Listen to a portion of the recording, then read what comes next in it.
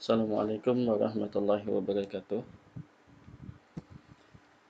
Selamat datang di media pembelajaran Matematika kelas 4 SD dengan materi statistika atau pengelolaan data oleh saya Ahmad Sayhani, guru dari SDN Paringan Selatan, Kabupaten Balangan. Apa yang akan kalian pelajari?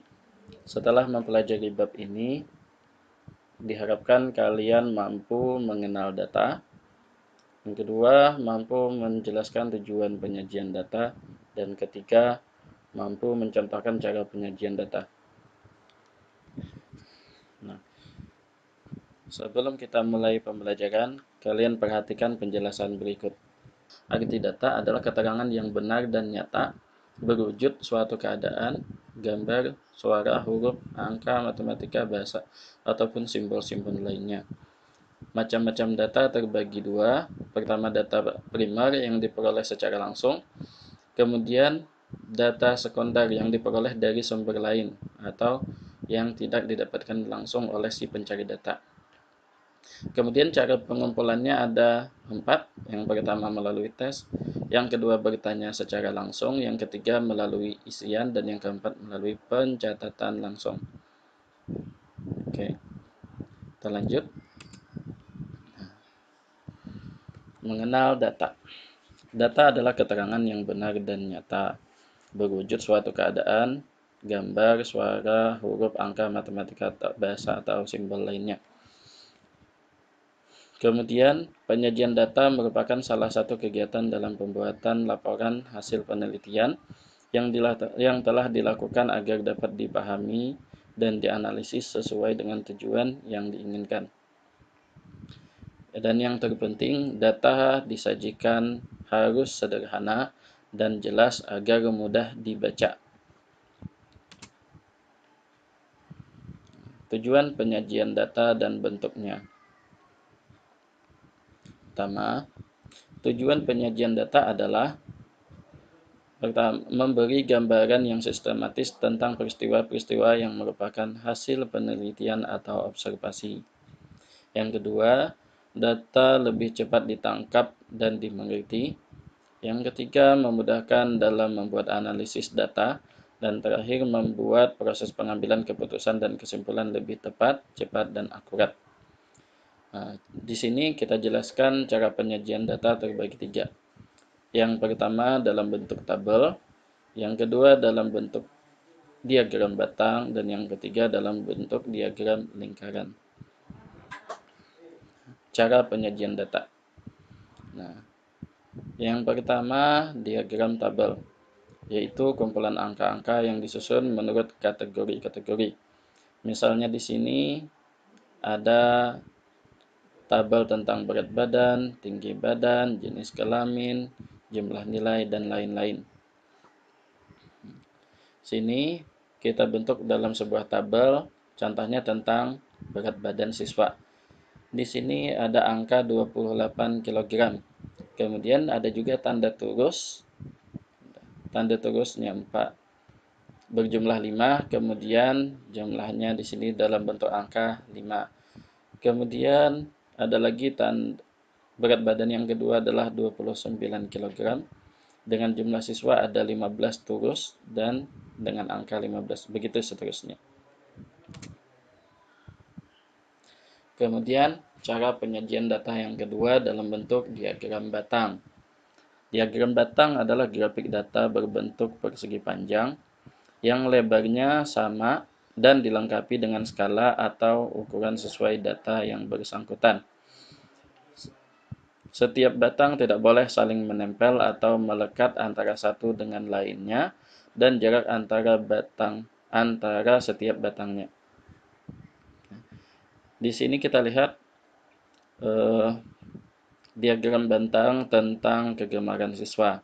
Misalnya, tenis meja ada 6 orang, sepak bola ada 12 orang, kemudian bulu tangkis 10 orang, renang ada 8 orang, dan kasti 4 orang. Nah, ini contoh bentuk diagram batang.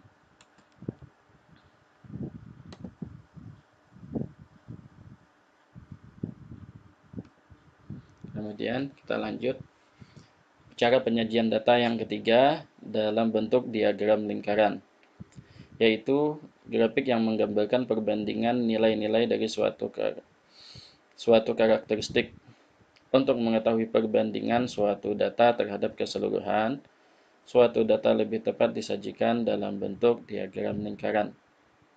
Catatan, grafik data berupa lingkaran yang telah dibagi menjadi juring-juring sesuai dengan data tersebut.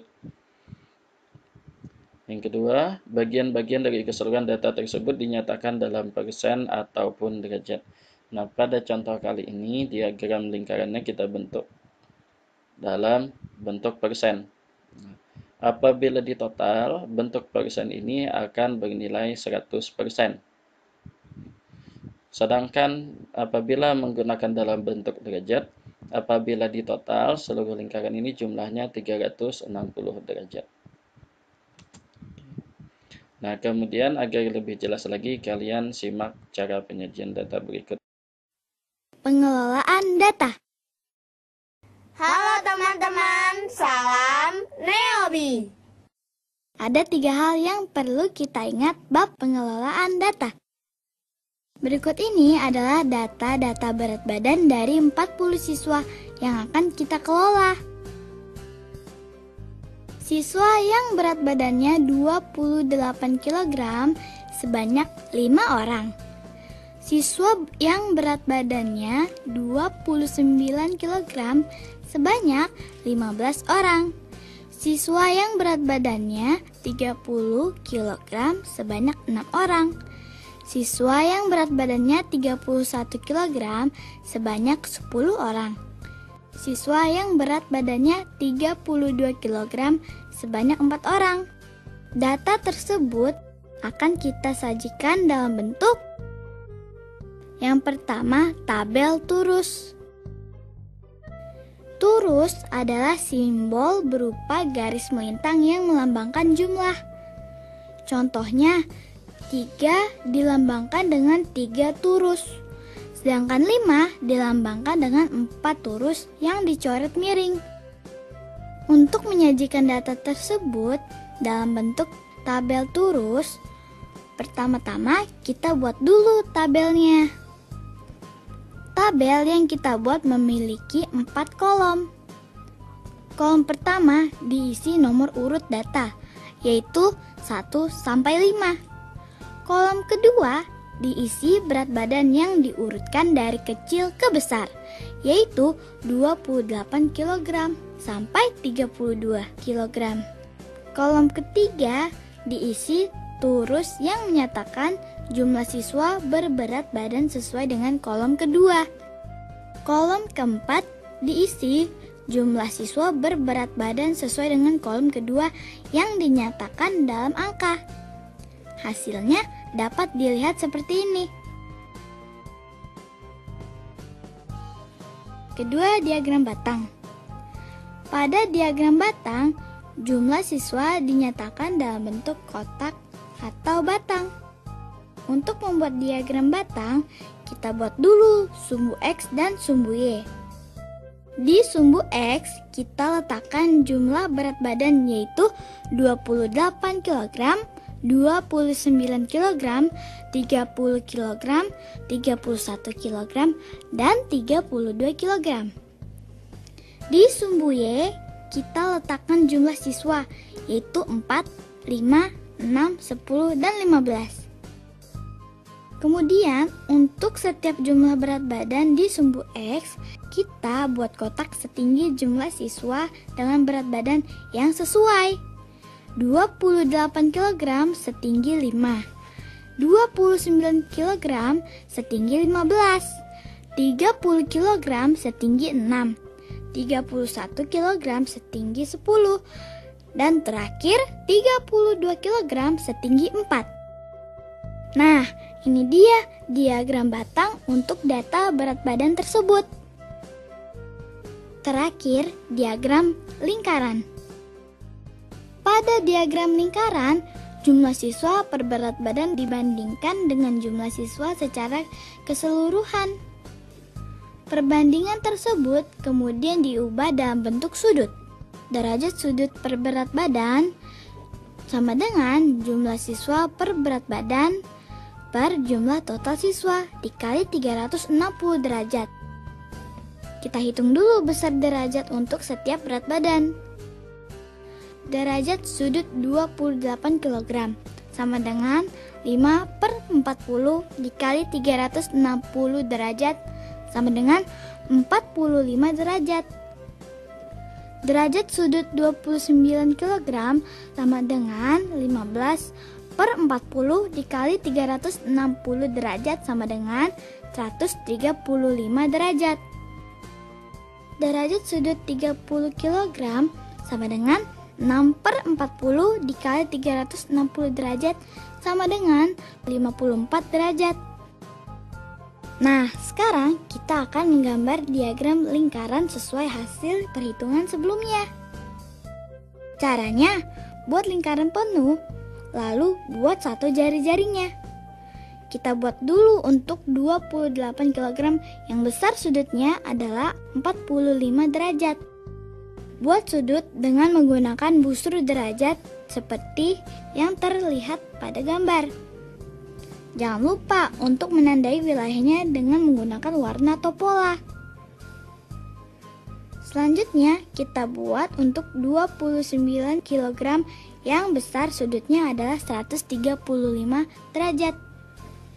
Gunakan busur derajat seperti yang diperlihatkan gambar berikut.